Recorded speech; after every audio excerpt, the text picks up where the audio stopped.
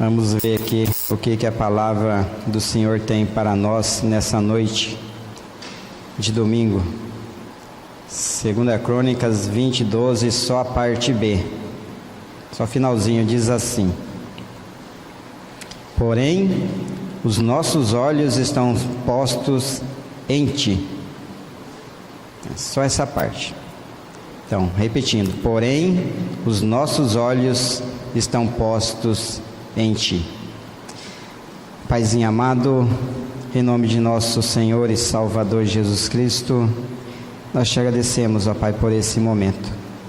Pai, desde já quero te agradecer, Pai, pelo Senhor ter nos sustentado até aqui, Pai. Te agradecemos pelo culto da manhã, Pai, a palavra. Nós te agradecemos pelo dia que o Senhor nos concedeu, Pai. E muito obrigado, ó Pai. O Senhor continue, Pai, a falar aos nossos corações através da Tua palavra. E que o Senhor venha, Pai, através do Teu Santo Espírito, revelar para essa mesma palavra no coração de cada um de nós. Tudo isso, ó Pai, para a Tua glória, em nome de Jesus Cristo. Amém. Então, meus amados, aí depois em casa, vocês estejam lendo com bastante atenção esse 2 Crônicas capítulo 20 inteirinho. Daqui a pouco nós vamos percorrer alguns versículos desse capítulo, para daí nós chegarmos até aqui no versículo 12, nessa parte final que ele fala: porém, os nossos olhos estão postos em ti. Vou abrir aspas aqui, antes de adentrar, aprofundar aqui na palavra. Aonde que está postos os meus olhos? Onde que está postos os olhos de cada um dos irmãos e das irmãs? Quando está tudo dando certo na nossa vida, os nossos olhos estão postos aonde? É no Senhor ou é em nós mesmos? Tem gente que quando está fazendo as coisas, está dando certo, ele até se vangloria, né? Eu sou o cara. Tive um problema ali, mas eu resolvi. É a mesma coisa que ficar ali na frente do espelho, se contemplando ali. Agora, e quando algo dá errado? A gente teve algum problema, alguma situação, tentamos resolver e não conseguimos, não deu certo. Para quem que nós vamos olhar? Será que nós vamos pôr a culpa em nós daí? Poxa vida, eu fui um incompetente, não tive competência para resolver esse problema, fiz errado. Geralmente a gente põe a culpa no Senhor daí, né? Poxa, Deus não me ajudou. Então, nós estamos vivendo uma época que o mundo, esse sistema maligno, tem feito de tudo para quê? Para chamar a nossa atenção, fazer com que nós venhamos desviar os olhos do Senhor, né? São tantos acontecimentos, e assim, são coisas, não vou dizer que são ilícitos, são coisas até lícitas, né? Vamos pôr uns últimos acontecimentos, por exemplo. Sexta-feira, se não me engano, morreu um apresentador muito famoso aí da televisão brasileira, né? Então os olhos ali de boa parte do mundo estavam voltados para aquele acontecimento, aquele fato. Recentemente um ex-presidente foi solto da prisão. Então os olhos, a mídia de qualquer canal, televisão, internet que você acessava, tudo estava falando daquilo ali, né? Ontem à tarde, boa parte da humanidade estava com os olhos voltados para quê? Para uma partida de futebol, né? Então, e quantos filhos de Deus, né? São filhos. Já vamos ver aqui no decorrer da palavra, que filhos que desviaram a sua atenção do Senhor e pereceram, né? Pagaram um preço muito caro por isso. Por quê? Por desviar a sua atenção do Senhor, não colocar a sua confiança, a sua esperança no Senhor e procurar resolver da sua maneira, né? Então, meus amados, que nós possamos estar, independente da situação que estiver acontecendo conosco, independente da situação que nós estivermos vivendo, se estiver acontecendo conosco, que as pessoas estiverem ao nosso derredor, que a nossa esperança, a nossa confiança, os nossos olhos estejam voltados sempre para quem? Para o Senhor, assim como aconteceu aqui com Josafá, né? Vamos fechar aspas aí que eu tinha aberto, né? Agora vamos adentrar aqui na palavra. No versículo 1, por exemplo, ele fala assim que tinha os filhos de Moabe e os filhos de Amon, né? Com algum dos meunitas que vieram a peleja contra Josafá. Daí no 2 ele continua falando, na parte B fala assim, ó: grande multidão vem contra ti, da além do mar e da Síria. que vieram alguns ali e avisaram a Josafá que vinha vindo uma grande multidão da além do mar da Síria para pelejar contra Josafá. E o que Josafá fez? Olha o versículo 3 aí. Então Josafá teve o quê? Teve medo. Mas o que ele se fez? Quando ele teve medo, ele fez algo a mais. Ele se pôs a buscar ao Senhor. Cara esperto, né? Foi bem esperto, foi sábio ele, porque ele teve medo e ele se pôs a buscar ao Senhor. Então daí no versículo 4 ele fala assim, Judá se congregou para pedir socorro ao Senhor. Também de todas as cidades, de Judá, veio gente para fazer o quê? Buscar ao Senhor. Então Josafá, quando soube que vinha aquela multidão contra ele, ele teve medo e pôs-se a buscar ao Senhor. Estava lá diante da congregação, clamou, veio gente tudo quanto que é lugar também para quê? Para junto com ele ali, clamar ao Senhor. Daí no versículo 6, eu vou pular alguns aqui, não vou ler tudo, por isso que eu pedi até para os amados depois, que Deus tocar no coração, que estude bem, com cuidado aí, que eu creio que o Pai vai revelar coisas importantes no coração dos amados aí. E no versículo 6 ele fala assim, Ah, Senhor, Deus de nossos pais, porventura não és tu Deus nos céus?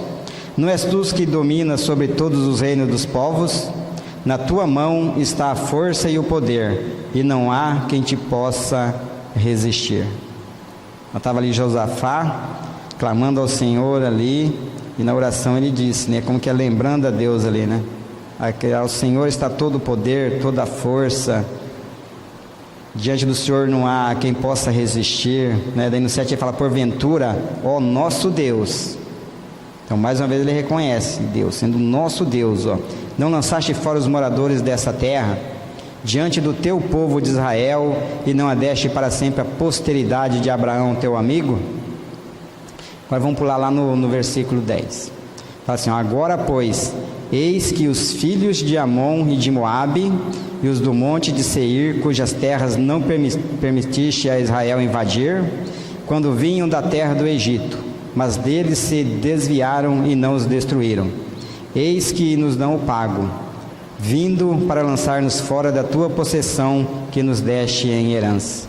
Então Josafá estava como que lembrando ao Senhor, aquele povo que tu não permitiu que nós invadisse, eles mesmos estão vindo agora o quê? Para vir nos impedir, nos tirar da tua presença. E daí? Vamos continuar lendo aqui, olha o 12 agora. Ah, nosso Deus, acaso não executarás tu o teu julgamento contra eles? Porque em nós não há força para resistirmos a essa grande multidão que vem contra nós, e não sabemos nós o que fazer. Então mais uma vez, Josafá e todo o povo ali foram sábios, porque eles se reconheceram diante do Senhor, que eles não tinham força, que eles, para resistir aquela grande multidão que vinha contra eles, eles não iam poder resistir, eles não podiam fazer nada, não tinha nada que eles podiam fazer ali naquela situação. Agora ele termina, chegou aqui onde que nós começamos, porém os nossos olhos estão postos aonde? Em ti, Então é o Senhor, Ele é o nosso castelo forte, é dele, Ele é o Senhor da guerra. Eu louvo aí pelos hinos aí que Deus colocou no coração dos amados, Tudo na mesma direção, nesse sentido, e eu garanto que eles não sabiam o que a gente ia tratar aqui. Foi Castelo Forte, foi o outro lado do Senhor também, o texto que foi lido antes, de Salmos, que Ele é o nosso socorro bem presente. É Ele é. Então, feliz é a pessoa que primeiramente reconhece, assim como Josafá, que o Senhor é o nosso Deus, Ele é o único capaz de nos ajudar. Então, independente de qualquer situação, de qualquer adversidade que estiver acontecendo com algum de nós, o Senhor é, e só Ele, não há outro que possa nos ajudar. Então, que nós possamos ser sábios, assim como Josafá foi também, e reconhecer isso, reconhecer que em nós não há força, que nós não podemos fazer nada para resolver esse problema A, problema B, mas que nós temos um Deus que é por nós, que pode todas as coisas, né? E que vai nos sustentar para quê? Para a glória, louvor e honra do nome dele, né? E sem nós precisarmos fazer nada. E vamos pular lá para o versículo 15, ó. Ele fala assim, ó: dai ouvidos todo Judá e vós, moradores de Jerusalém, e tu, ó rei Josafá, ao que vos diz o Senhor. O que o Senhor diz para ele? Não temais, né? Não temais, não fique ansioso, não fique inquieto, nem vos assusteis, né? Não vos espanteis por causa desta grande multidão, pois a peleja não é vossa, mas de Deus. Aleluia, né? E a palavra também nos mostra que essa nossa luta não é nossa, né? É do Senhor também, que está falando para Josafá e aquele povo do Senhor, mas ele fala exclusivamente para nós também nos dias de hoje, né? No versículo 16 ele continua falando ali, ó: amanhã descereis contra eles. Olha só essa parte aí, parte A desse versículo 16. Amanhã descereis contra eles. Poxa vida, né? Ia passar a noite inteira ainda. Por isso que o Senhor falou: não temam, não se apavorem, não se assuste, né? Não fique inquieto. Espere por mim, fique quieto, fique calado. Amanhã eu vou descer contra eles. E no 17 ele já começa falando assim, ó: neste encontro não terei de pelejar. Olha como é que é Deus, né? Os caras estão ali, vindo aquela grande multidão contra eles, eles estão ansiosos, inquietos, e o Senhor fala: ó, fica quieto aí, não tenha medo, amanhã eu vou descer contra eles, né? Neste encontro vocês não vão ter de pelejar, não vão ter de lutar. Por isso que ele falou: a luta, a peleja não é vossa, é do Senhor.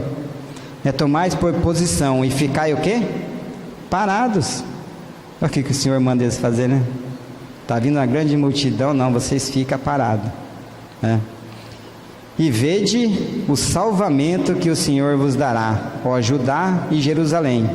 Não temais nem vos assusteis. Amanhã, de novo repete, né? Então, muito cuidado a gente tem que ter com essas palavras que vêm repetidas às vezes assim na palavra. Hoje cedo foi muito bem colocado pelo irmão, né?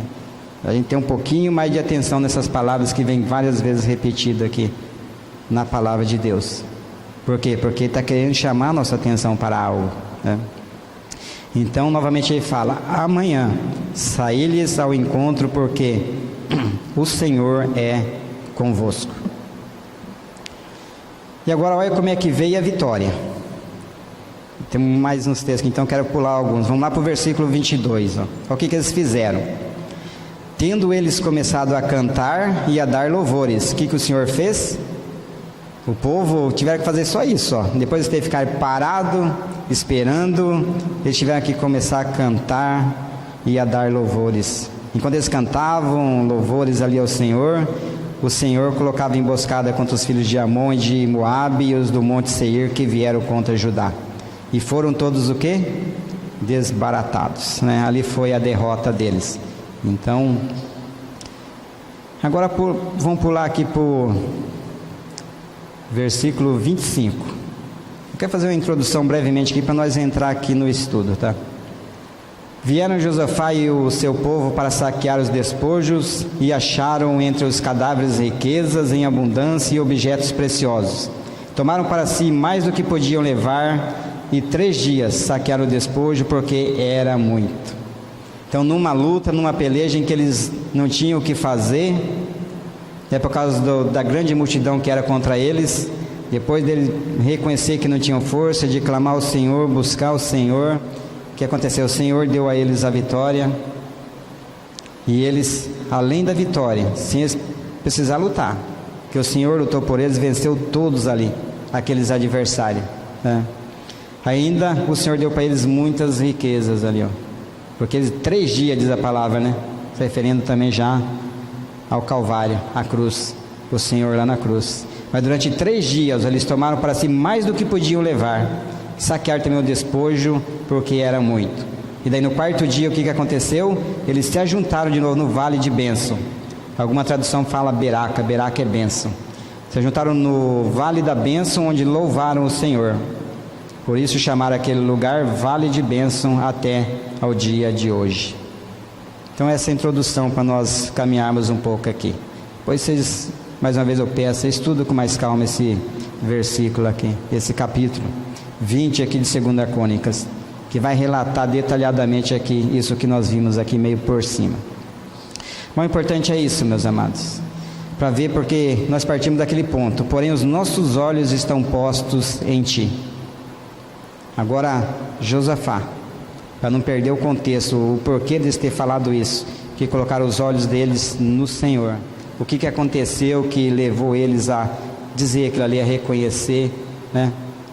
Então, não precisa abrir, eu vou citar 2 textos bem conhecidos aqui, que lá em Isaías 45, 22, a parte A fala o quê? Olhai para mim e sereis salvos, né? Hebreus 12, 2, outro texto bem conhecido, fala o quê? Olhando firmemente para quem? Para o autor e consumador da fé, Jesus, né? Então é para nós estar olhando para Ele. A palavra nos adverte. Então se nós formos sábios que nem foi Josafá, nós vamos manter os nossos olhos fixos aonde? Para o Senhor. Mas será que isso tem sido realidade na nossa vida? Tenho visto, notado que ultimamente o Senhor tem falado muito isso também. Para nós ainda bem, né? Que é para nós sermos praticantes da palavra, não somente ouvintes, né? Porque não são, o Senhor não permanece em todos. A palavra tem nos mostrado que é aqueles que guardam a palavra, que praticam, que permanecem nele. E o Senhor fala que Ele permanece em nós também, e nós nele, e vice-versa, né? Então por que a gente não obedece então? Muitas vezes o Senhor está falando a mesma coisa para nós. Para Valdir, fica parado, espere que essa peleja não é tua, essa peleja é minha, eu vou pelejar por você. Amanhã eu vou resolver essa questão. Mas daí a gente não aguenta esperar amanhã. Tem alguns amados aqui meio ansiosos, né? A gente fala assim, o cara já quer sair fazendo as coisas, então tem que esperar, né? E agora abram em Êxodo 14. Nós vamos ver só alguns versículos aqui também, 1 ou 2 versículos, mas depois os amados quiserem conferir toda essa história, que foi uma realidade, está aqui na Bíblia, tudo que está aqui é real, aconteceu, e alguma coisa que não aconteceu ainda vai acontecer, porque é a palavra de Deus. Mas aqui fala que o povo de Deus, nesse capítulo 14 aqui de Êxodo, sobre a passagem do Mar Vermelho, né? Então estava o povo de Deus entre o Mar Vermelho e quem? E Faraó e as suas tropas, né? Aí chega lá no versículo 13, vamos ler o 13 e o 14 aqui para ver o que fala. Moisés, porém, respondeu ao povo: não temais. De novo essa palavrinha, né? Não temais. Aquietai-vos e vede o livramento de quem? Do Senhor, que hoje vos fará. Porque os egípcios que hoje vedes, nunca mais os tornareis a ver. O Senhor pelejará por vós, e vós vos calareis. Então, que maravilha. Agora vamos pensar aqui. Olha, vamos considerar essa situação. Nós estamos ali diante de um problema. Aqui na frente não tem para onde ir, e ali atrás vem o inimigo. O que fazer daí? Essa é a situação que estava aqui o povo de Deus. Na frente estava o mar, e atrás vinha quem? Vinha Faraó com todo o seu exército. É o fim, né? Certo, o povo pensou, né? É o que fala aqui, o povo até murmura. Mas será que lá no Egito não tinha sepultura para nós? Para trazer nós para vir morrer aqui nesse deserto? É só ler, né? Que vocês vão ver essas murmurações do povo. Eu não vou ler porque nós temos que andar um pouco mais aqui, né? Mas porém, daí o Senhor chega num certo ponto, Moisés também clama ao Senhor, e o Senhor fala o que para Moisés? Olha só aqui no 15 ele fala, ó: disse o Senhor a Moisés: por que clamas a mim? Dize aos filhos de Israel que marchem. Por que vocês estão preocupados? Não é o fim. Engraçado que é isso, quando a gente pensa que é o fim para nós seres humanos, é que Deus entra em ação, né? Mas por isso nós temos que reconhecer que é o fim. Josafá lá naquela outra passagem, ele reconheceu que eles não podiam fazer nada, eles eram fracos. Falou assim, mas o Senhor é o Deus em quem habita toda a força. E o Senhor é o Deus que todo pode. Os nossos olhos estão postos no Senhor. Agora aqui Moisés faz a mesma coisa também. Então por que, Moisés?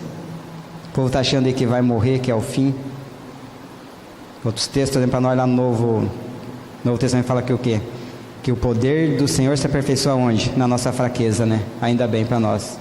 Que é na nossa fraqueza, quando nós não podemos fazer nada, quando nós somos fracos, é que o Senhor nos torna forte. Nós temos que reconhecer, primeiramente, que nós não somos nada, que nós não podemos nada, nós não temos força. Que Deus, Senhor, vai entrar na batalha por nós, vai entrar na luta por nós, né? O 16, ele fala assim, ó, e tu, levanta o teu bordão, estende a mão sobre o mar e divide-o, para que os filhos de Israel passem pelo meio do mar em seco. Já pensou, irmão? Passar pelo meio do mar ali andando, como se estivesse aqui nessas fileiras de cadeira, ó.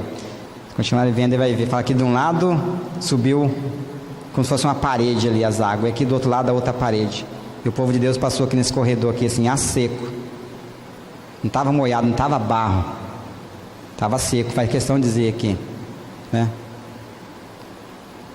A Bíblia diz, eu creio, porque está escrito aqui a palavra do Senhor, né? Lá no 21 agora, então Moisés estendeu a mão sobre o mar, e o Senhor, por um forte vento oriental que soprou toda aquela noite, de novo, a noite toda, diz aí a palavra, o Senhor soprou aquele vento e fez retirar-se o mar, que se tornou terra seca e as águas foram divididas.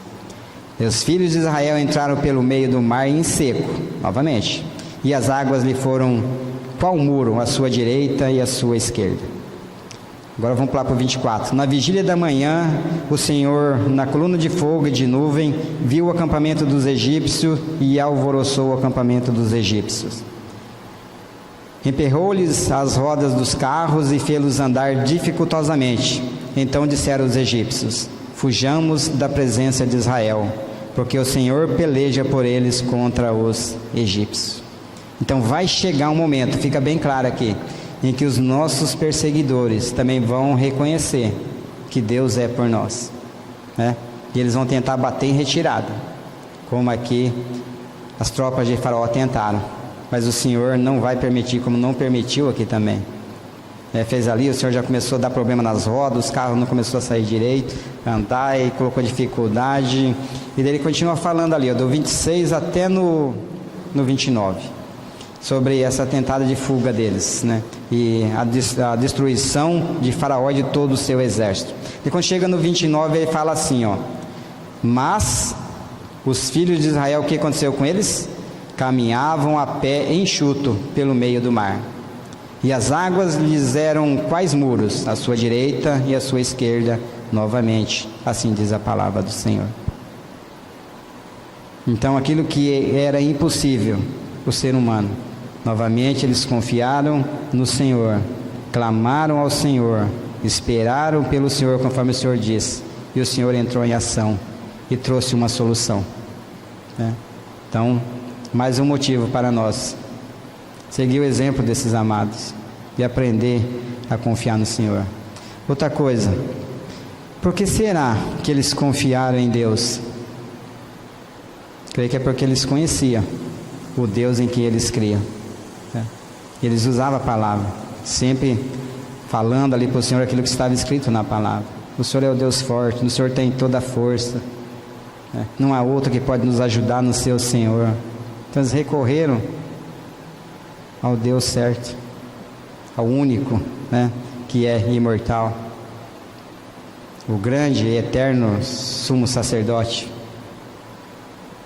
Aleluia por isso, né? Agora, meus amados, eu quero colocar uma outra situação de Daniel 3.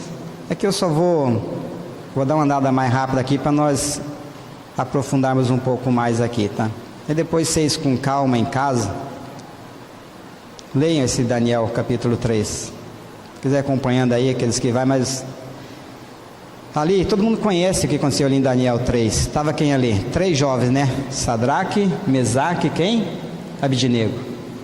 Estava lá, o rei Nabucodonosor fez aquela estátua de ouro e foi baixado ali um decreto que quem não adorasse aquela estátua ia acontecer o que com ele?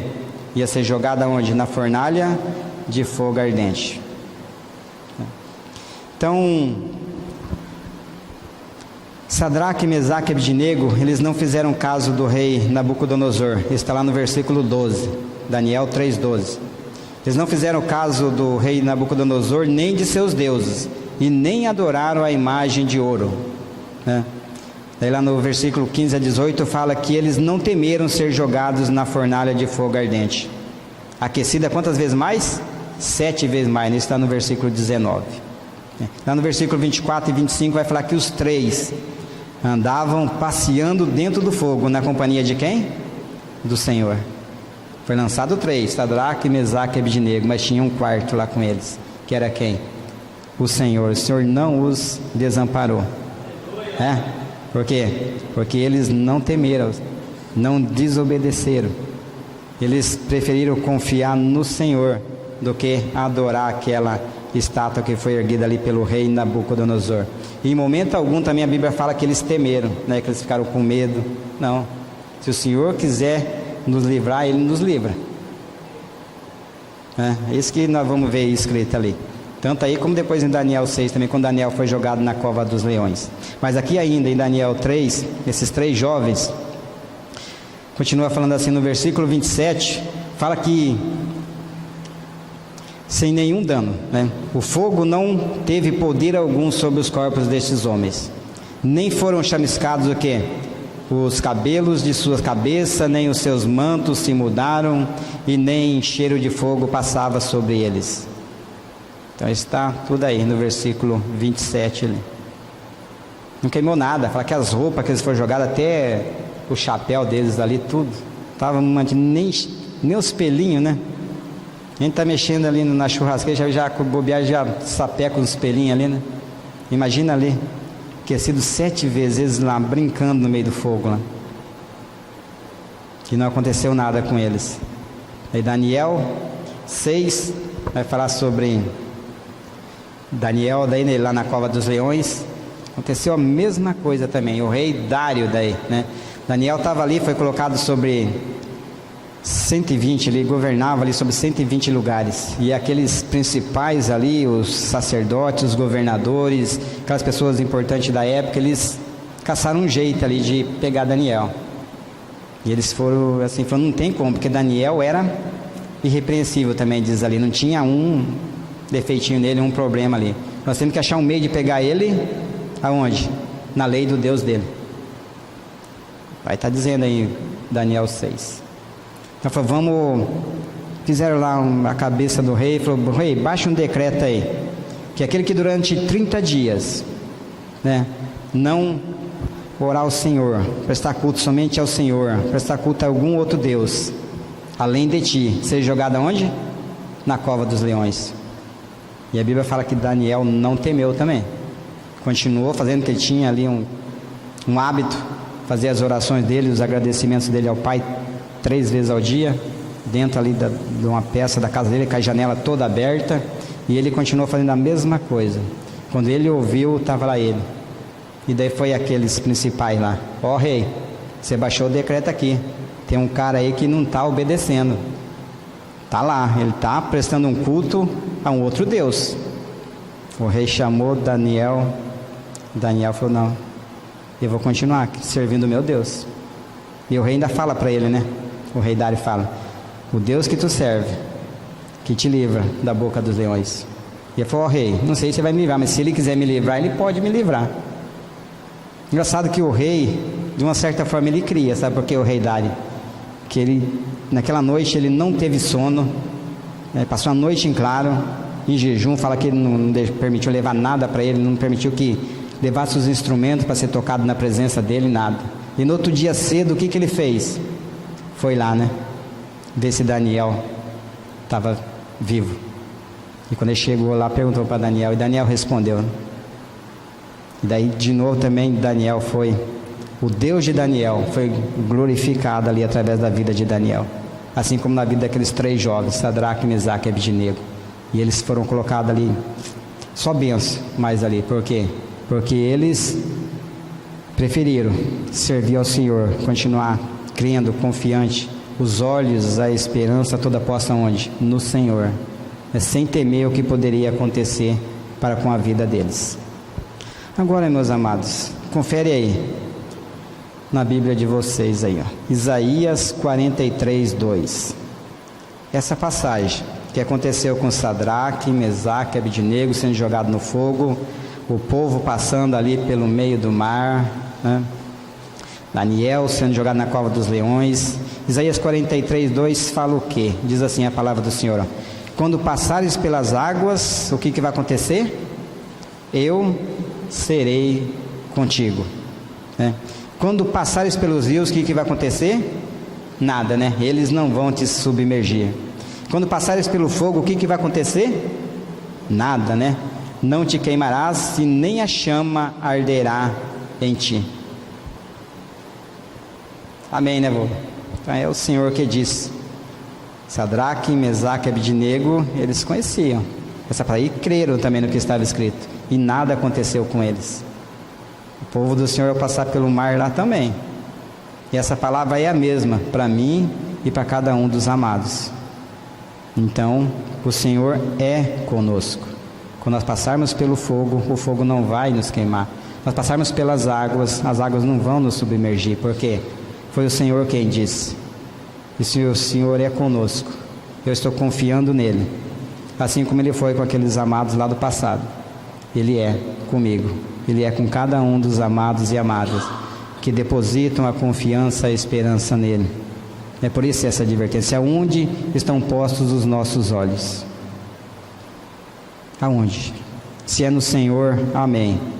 E se não é, que o Senhor tenha misericórdia de nós, né? E que venha nos levar, que seja esse, que os nossos olhos estejam firmados nele.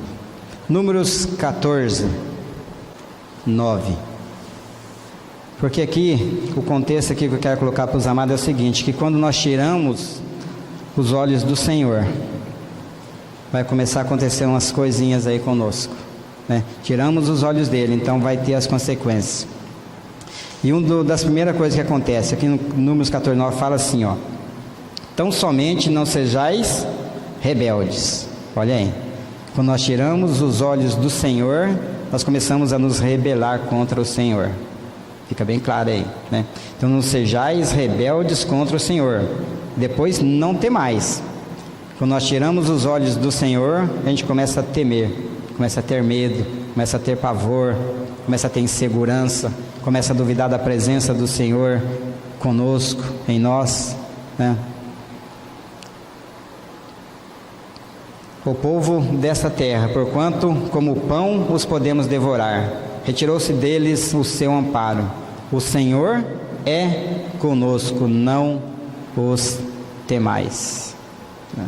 Então não os temais. Aqui, meus amados, está falando aqui sobre a terra de Canaã, a terra prometida, a terra que emana leite e mel, né? Tinha os 12 espias na sequência. Aqui mesmo primeiro, antes de nós ver outro aqui, ó, no versículo 6, nós vimos o 9, agora olha o 6 aí, ó. Josué, filho de Num, e Calebe, filho de Jefoné, dentre os que espiaram a terra, rasgaram as suas vestes. Então ele estava ali clamando pelo Senhor. E agora nos versículos seguintes que nós vamos ver os 12 espias, o relatório que aqueles 12 espias relataram ali sobre o que eles viram lá na terra que eles foram espiar, né? Números 13, 25. Volta aí, um pouquinho para trás, aí só. Do 25 vai ser até o 31. Não vou ler completo, vamos ler alguns aqui. Então os 12 espias foram lá e trouxeram aquele ali. Olha o versículo 27. Fomos à terra a que nos enviaste, e verdadeiramente mana leite e mel. Então este é o fruto dela. Então já estava lá um cacho de uva, de banana, 2 homens para carregar um cacho de planta ali, né? Então olha aqui o fruto dela. Nossa, é maravilha, né?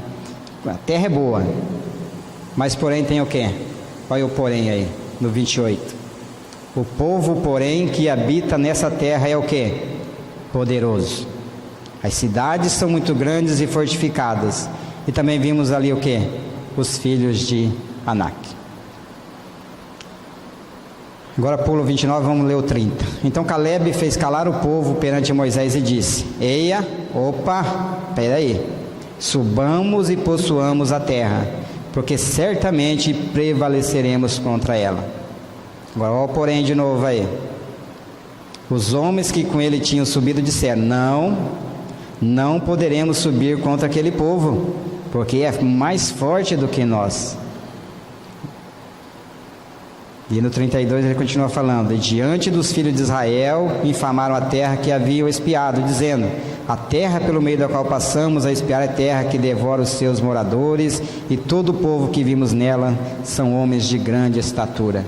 Tirou os olhos do Senhor, começa a ver problema, começa a ver dificuldade, começa a ver que os problemas são grandes. Também vimos ali gigantes, os filhos de Anak, no 33, são descendentes de gigantes, e éramos aos nossos próprios olhos como gafanhotos, e assim também o éramos aos seus olhos. Daí chega lá onde que nós já lemos, no 9. Mas o 6 fala que Josué e Caleb. 10 tirou os olhos do Senhor, começou a observar o que? Os problemas, as dificuldades. Tiveram medo, tiveram insegurança. Não, nós não podemos. Nós somos como gafanhotos diante daquele povo. Eles são gigantes, são poderosos, são malvados, né? A Josué e Caleb. Sempre tem os remanescentes do Senhor, né? Josué e Caleb falou: não, o Senhor é conosco. Olha só, continuando agora aí o versículo 14, 9, o finalzinho que nós lemos, fala: o Senhor é conosco, não temais, né? Então, meus amados, isso que nós temos que ter, ser que nem Josué e Caleb aqui nessa passagem, ó. Não olhar para o problema, mas olhar sempre para quem? Para o Senhor. Porque quando nós desviarmos os nossos olhos do Senhor, começar a focar no problema, a gente vai ter problema para nós mesmos, né? Por quê? A gente vai ver isso aí: desânimo, desespero, medo, insegurança, rebeldia contra o Senhor, né? E incredulidade. Por quê? Se o Senhor diz, Ele é poderoso e fiel para quê? Para cumprir aquilo que Ele prometeu. Então vamos ficar mais atentos aí à palavra do Senhor. Romanos 8:37. O que vai falar lá em Romanos 8:37? Fala que, mas em todas essas coisas nós somos o quê? Mais do que vencedores por meio de quem? Daquele que nos amou, Jesus. Então vamos começar a trazer para nós agora não. Lemos bastante Velho Testamento, o que aconteceu com o povo lá no passado, as advertências para aquele povo, o Senhor falando, eles sendo obedientes ao Senhor, confiando no Senhor, mantendo seus olhos fixos no Senhor, e o Senhor dando a vitória a eles. Assim como também aqueles que foram desobedientes, tiraram os seus olhos do Senhor, começaram a colocar nos problemas, nas dificuldades, e com isso pereceram. Então tem os dois lados. Ah, mas não, era um filho, né? Só que uns estavam focados no Senhor, outros não. A Bíblia fala. Então tem esse... Às vezes a pessoa está errada, a gente já fala que ele não é filho, né? Mas é filho. Se ele creu na sua morte e na sua ressurreição em Cristo, é filho. Que a Bíblia fala que uma vez salvo, salvo para sempre. Ou ele é filho que está vivendo em rebeldia, não está vivendo conforme diz a palavra, ou então ele nunca nasceu de novo, né? Tem essas duas situações. Mas que tem. A Bíblia está aqui bem clara. E por eles se rebelar contra o Senhor, eles pereceram, ficaram prostrados lá no deserto. Só 2 entrou na terra prometida, foi Josué e Caleb. Por quê? Porque em Caleb tinha um espírito diferente, um outro espírito, fala no 24, mas nós não vamos mais lá. Então aqui em Romanos 8:37 fala que em todas essas coisas nós somos o quê? Mais do que vencedores, por meio de quem? Daquele que nos amou, por meio de Jesus, né? 1 Coríntios 15:57 também vai falar o quê? Contudo, graças a quem? A Deus. O que Deus fez? Nós damos graça a Ele, ó. Graças a Deus, né? Contudo, graças a Deus que nos dá a vitória por intermédio de quem? Nosso Senhor Jesus Cristo. O Senhor deu a vitória para aquele povo lá no passado, que creram nele, confiaram nele, mantiveram os olhos postos nele, né? Então para nós também não é diferente. Está aqui, é a palavra de Deus. Em todas essas coisas somos mais do que vencedores por meio daquele que nos amou, Jesus, né? Por meio dele, de Jesus, o que acontece? Deus nos dá a vitória, né? 2 Coríntios 2,14 fala que graças porém a Deus que em Cristo, de novo em Cristo, faz o quê? Sempre, faz essa palavrinha, sempre nos conduz como? Em triunfo, em vitória. Então tudo que Deus tinha para nós, Ele já deu, colocando no Filho, Jesus Cristo. Efésios 1,3 fala, bendito Deus e Pai de nosso Senhor Jesus Cristo, quando nos abençoou com todo tipo, toda sorte de bênçãos espirituais nos lugares celestiais em Cristo. Tudo já está feito. O que nós precisamos fazer? Somente crer nele, né? Primeiramente crer, e daí depois sermos obedientes e andarmos conforme a palavra do Senhor. Mas o Senhor nos capacita para andarmos segundo a vontade dele, porque em Cristo ele nos salvou para quê? Para nós realizarmos as obras que ele já preparou em Cristo. Tudo é em Cristo. Nada que Deus tem para nós está fora do Filho. Tudo é através dele, né? E nele, em Cristo, sempre Deus vai nos conduzir em triunfo, em vitória. Em Cristo nós somos mais do que vencedores, né? Outra passagem bem conhecida, Mateus 14, 22 a 33. Mateus 14, 22 a 33 vai falar o quê? Que Jesus estava ali andando sobre o mar. O que aconteceu daí? Quando chega lá no versículo 28, 29 e o 30, vocês acompanham, eu vou falar meio que por cima. Fala que Pedro também, enquanto Pedro estava com os olhos fixos no Senhor, o que aconteceu com Pedro? Ele estava andando sobre as águas também, né? Mas os olhos dele estavam fixos no Senhor. Agora, em determinado momento, ele tira os olhos do Senhor, o que acontece com ele? Automaticamente ele começa a afundar. Ele foi prestar atenção no vento, tirou os olhos do Senhor, por em qualquer outra direção, vai perecer, vai começar a afundar. Mas ainda bem que o Senhor Jesus estava ali, bem presente, e socorreu a ele, né? Daí no versículo 31, a parte B, bem no finalzinho, o que Jesus fala daí para ele? Homem de pequena fé, por quê? Duvidaste. Por que será que a gente duvida tanto do Senhor e da sua palavra? Se tem tanta vitória aqui para nós em Cristo, é a palavra de Deus, a Bíblia, tudo que está aqui é a palavra de Deus. Deus usou os homens santos aqui, eles falaram inspirados pelo Espírito Santo de Deus, né? Então por que será que a gente duvida tanto do Senhor e da sua palavra? Porque Ele é a palavra. No princípio, Ele era o Verbo estava com Deus e o Verbo era Deus. Ele é, a palavra é Ele. Deus criou tudo por intermédio da sua palavra, e está aqui para nós. Por que a gente não toma posse, não crê, conforme esses amados creram no Senhor? E conosco ainda nós temos essa vantagem, que o Senhor, Ele é conosco, né? Mateus 28, 20, parte B fala, eis que eu estou convosco todos os dias, né? Até quando? Até a consumação dos séculos. E outro versículo fala a mesma coisa, é o que? Hebreus 13, 5, a parte B também, que fala nunca, né? Jamais os deixarei, né? Jamais os abandonarei. Por que nós duvidamos? É Deus que está dizendo. O Senhor não falou lá que se a gente passar pelo fogo Ele não vai nos queimar? Aqueles amados lá não temeram ser jogados na fornalha de fogo ardente, não temeram passar ali pelo fundo do mar. Por que daí a gente vê um probleminha e a gente já fica com medo? Começa a ficar com insegurança, com temor, com pavor. Sinal que nós não conhecemos o Deus em quem nós estamos crendo, né? Eu não sei, a Bíblia fala, não é eu? Mateus 22, 29 fala que nós erramos por não conhecer as Escrituras e muito menos o poder de Deus. Por um desses dois, se a gente está errando é por um desses dois motivos. Ah, mas eu leio a Bíblia, então você não conhece o Deus da Bíblia. Talvez conhece que nem Jó, né? Só de ouvir falar. Nós temos que ter uma experiência real com o Senhor. Já chegou esse momento, depois daquela experiência, falou: agora os meus olhos te veem. E se nós clamarmos ao Senhor, Ele vai vir a nosso favor com certeza. Mas, Senhor, se isso não é realidade na minha vida, faça ser para a Tua glória. A Tua palavra diz que é. A palavra diz que eu já fui atraído no corpo do Senhor Jesus naquela cruz, né?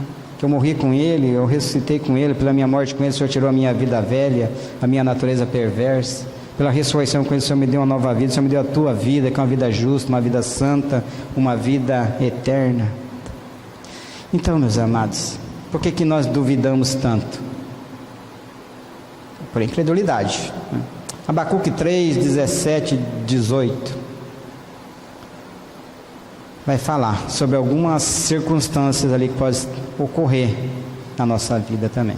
Abacuque 3, 17 e 18, ele vai falar assim: porque ainda que a figueira não floresça, nem haja fruto na vide, ainda que o produto da oliveira minta e os campos não produzam mantimento, ainda que nos currais não haja mais vaca, que ali os animaizinhos da malhada também, né, não tem mais, todavia, o que vai acontecer? Eu me alegrarei no Senhor. Eu me exultarei em quem? No Deus da minha salvação. Então aqui a gente poderia colocar um punhado de problemas aí, né? Então não importa o que estiver acontecendo conosco, com aquelas pessoas que estiverem ao nosso derredor, maior é o que está em nós do que aquele que está no mundo. Agora nós temos que crer, conforme está escrito na palavra do Senhor, e ter essa intimidade com o Senhor, descansarmos nele. Vejo que essa é a maior dificuldade de nós. Nós duvidamos muito porque eu acredito que falta a gente ter comunhão para com o nosso Pai, saber mais quem Ele é, conhecer, querer estar na companhia dEle, né? Porque tem tanta coisa aqui boa escrito que é a respeito dEle, né? Que se a gente levasse um pouquinho mais a sério a palavra, eu vejo que nós ia desfrutar bem mais também, né? E com isso nós estaríamos sofrendo bem menos também, porque quem não pratica essa palavra acaba sofrendo, vai perecer. Por quê? Por não estar sendo obediente à palavra do Senhor, né? 2 Coríntios 11:3 vem uma advertência aí. A palavra de Deus nos adverte de novo. Por quê? Fala assim, mas receio que assim como a serpente enganou a Eva com a sua astúcia, assim também seja corrompida a vossa mente, se aparte da simplicidade e purezas devida a Cristo.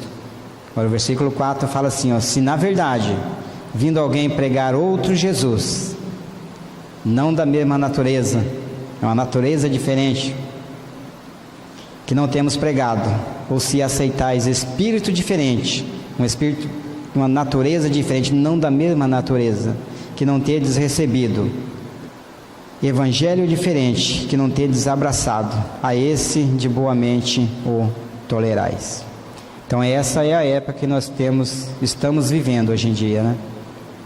Esse negócio aí de um outro evangelho, um evangelho que não é da mesma natureza. Por quê? Porque nós já vimos, Gálatas ali é bem claro para falar que não há outro evangelho. Porque essa invenção, mas Cristo não é o suficiente, então tem que ser Cristo e mais alguma coisa. Cristo não basta. Eles tentam dissolver. A palavra fala ali que são pessoas dissolutas que tentam dissolver ou transformar o evangelho de Cristo num outro evangelho. São pessoas que não confiam no Senhor, né? E com isso tentam colocar coisas, acrescentar coisas, e isso tem atraído muita gente. Então a palavra vem nos advertindo sobre isso aí, porque o nosso inimigo, ele é muito astuto, ele é muito esperto. Ele fala assim, eu temo, receio que assim como a serpente enganou a Eva, a mente de algum de vocês não sejam corrompidas. Esse negócio aí de até multidão de pessoas aí ficar inventando coisas. Mas está falando de Jesus, muito cuidado. Não é eu que estou falando, a Bíblia diz. Cuidado com esses mas, esses porém, esses portanto. É o Senhor chamando a nossa atenção. Para quê? Para que nós não venhamos a nos desviar. Porque o Pai não quer que nós saiamos de perto dele, da presença dele. E nós não queremos fazer outra coisa, a não ser se distanciar dele. Vamos sofrer, vamos perecer. Lucas 10, 22. Lucas 10, 22 vai falar o seguinte, ó: ninguém sabe quem é o filho, senão o pai. E também ninguém sabe quem é o pai, se o filho não o revelar. Poxa vida, mas como é? A gente não sabe quem que é o filho, se o pai não revelar. A gente não sabe quem é o pai, se o filho não revelar. Agora, aquele a quem o filho quiser revelar também. O texto completo está aí, João 1,18 vai falar: ninguém jamais viu a Deus. O Deus unigênito que está onde? No seio do Pai. É quem o revelou. Ainda bem, né?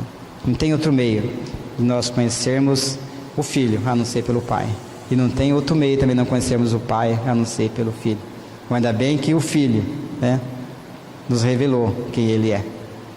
E agora, quando a gente tem essa convicção de quem é Jesus, a gente vê, aí Ele está vendo ao Pai automaticamente, né? Não é o que Ele deixa bem claro aqui nessa passagem com Filipe? João 14, 8, 9.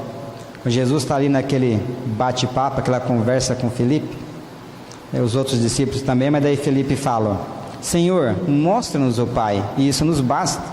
E daí Jesus responde para ele, né? Filipe, há tanto tempo eu estou convosco e não me tens conhecido? E olha só, ele fala: quem me vê a mim, vê o Pai. Como dizes tu agora, mostra-nos o Pai? E há quanto tempo? Estava andando, Jesus andando com eles ali, né? Só que também não é muitas vezes o nosso caso. A gente está ali, mas é Jesus para cá, Jesus para lá, e de repente não conhece. Muito cuidado. É a palavra de Deus chamando a nossa atenção, né? João 3, 14, 15. Do modo porque Moisés levantou a serpente no deserto, assim importa que o Filho do Homem seja levantado, para que todo o que nele crê tenha a vida eterna.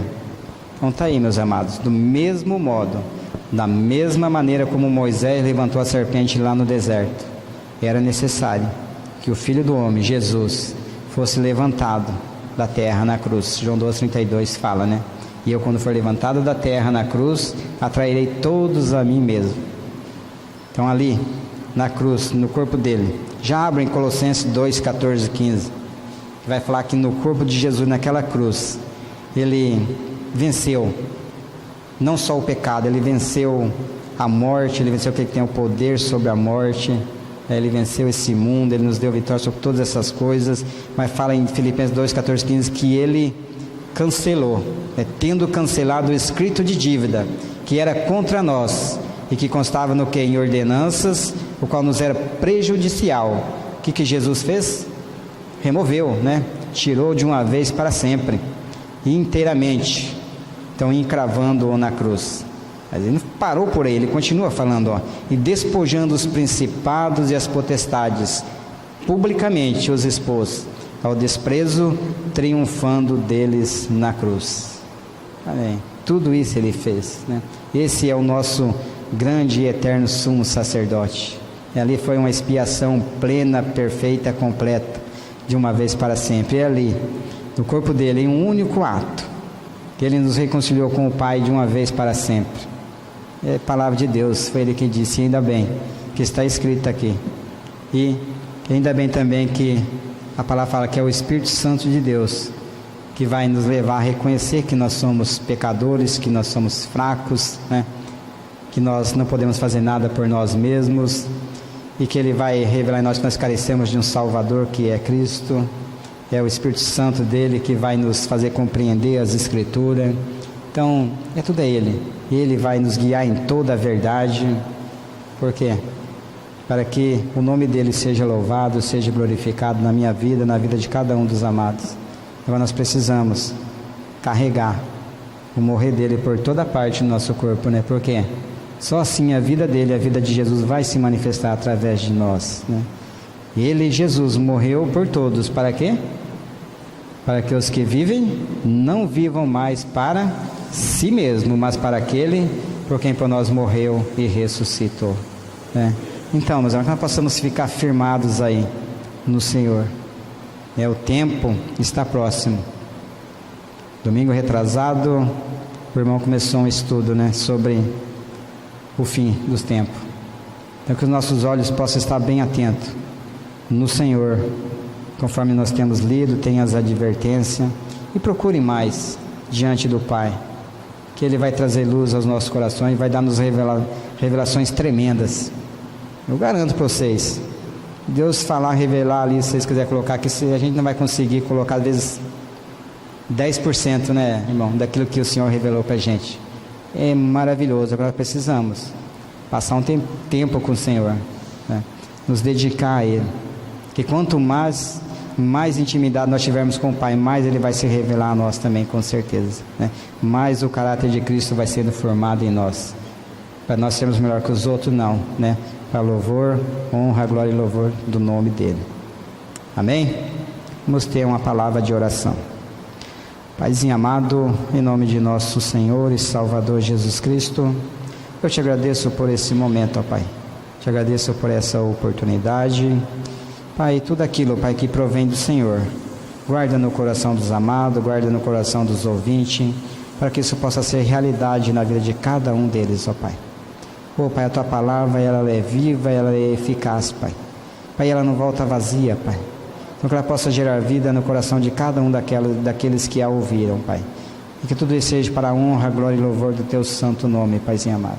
Muito obrigado, Pai, em nome de Jesus. Amém.